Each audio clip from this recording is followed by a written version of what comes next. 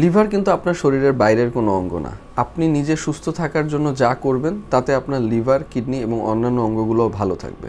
লিভারের চিকিৎসক হিসেবে আমাদের সবার আগের পরামর্শ থাকে আপনার খাদ্যাভ্যাস এবং জীবনযাত্রা।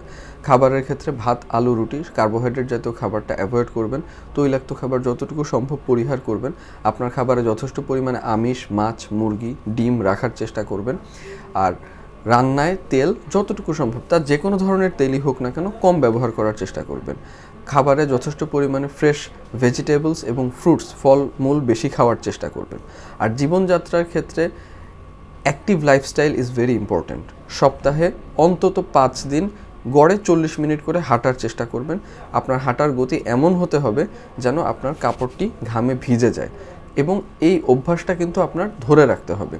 শুধু এই খাদ্যাভ্যাস নিয়ন্ত্রণ এবং জীবনযাত্রা পরিবর্তনের মাধ্যমে কিন্তু আপনার শরীরের প্রতিটা অঙ্গ, যার মধ্যে লিভারও ইনক্লুডেড, আপনি ভালো রাখতে পারবেন এবং শারীরিকভাবে আপনি আপনার বয়সকেও ধরে রাখতে পারবেন। অ্যালকোহল লিভারের জন্য সহজ ভাষায় যদি বলি বিষ।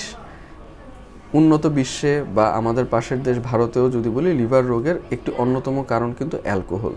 অ্যালকোহল লিভারের সমূহ ক্ষতি সাধন করে।